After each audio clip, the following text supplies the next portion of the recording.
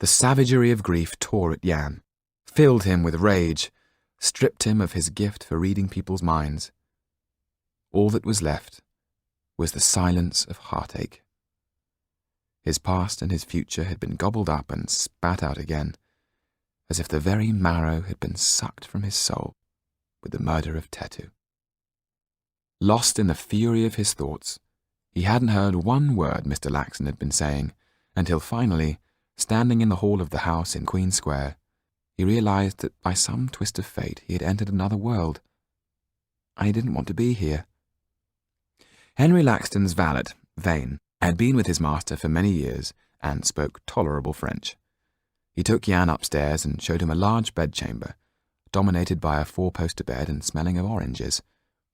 They reminded Jan of hot summers and journeys with Tetu. Behind a screen at the far end was another door that led to a small antechamber, and there by the fire sat a bath filled with steaming hot water. What it was doing in the room, Jan wasn't sure, until Vane started solemnly rolling up his sleeves and said that Sir was to take a bath. Jan made for the door, but to no avail. Vane was dog-like in his determination, with a wiry strength that took Jan by surprise. Finally, defeated by exhaustion and the lack of sleep, he resigned himself to drowning. He was washed and scrubbed until the water was as filthy as the Seine, and his skin tingled all over.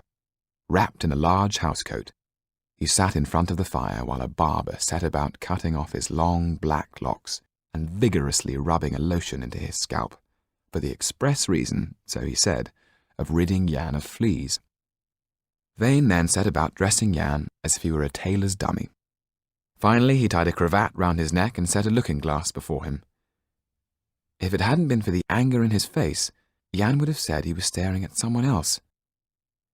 Vane took Jan down to the sitting-room to present him to Mr. and Mrs. Laxton. "Well, look at you, sir," said Mr. Laxton in his perfect French. "To the manner born, I would say." Jan, not knowing what was expected of him, bowed stiffly. All this felt as if it were happening to someone else, that he was simply an actor upon the stage. "You have met my niece, Sido de Villeduval, I gather," said Mrs. Laxton. Jan looked at her. Was he dreaming? Or did she look like Sido? "Yes." "And was she well?" Was she well? He had to think what he was being asked. Finally he said, "She's unhappy." After an awkward supper that seemed to go on, and with many courses and unanswered questions, Mr. Laxton took him into his study. On hearing of Tetu's death, he told Jan that this was to be his new home. What he meant by this, Jan had no idea. The only family he had ever known was Tetu. Home couldn't be counted in candlesticks and cutlery, that much he was sure. Home for him had been simple. Home was Tetu. That night he lay awake, finding the soft mattress worrying, the smell of oranges unsettling. Finally he got out of bed and fell asleep in front of the fire, like a cat. The days that followed were encompassed by ticking clocks and dull, meaningless routine. A tutor had been employed for Jan, a Mr. Rose. He was as thin as a sheet of paper left flattened and forgotten in a book, and had about him the smell of dried-up ink. Knowledge had been beaten into him, and he saw no reason why it shouldn't be beaten into every other child. His philosophy of education was not one he had shared with Mr. Laxton.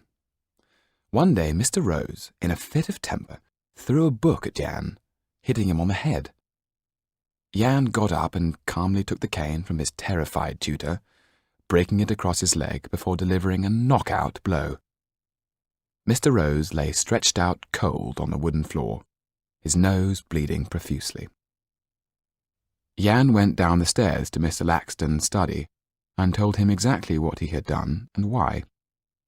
There was a general commotion, a doctor was called for, and Mr. Rose, regaining consciousness, demanded that the boy be brought before a magistrate. Then, seeing that Mr. Laxton was going to do nothing of the sort, he left, appalled, holding his handkerchief to his very sore nose. Immediately he went hurrying round to Lady Faulkner, whose son Jack had benefited greatly from his tutoring. For her part, she had swiftly and delightedly passed on the news that the Laxtons, for want of a child, had taken in an alley cat.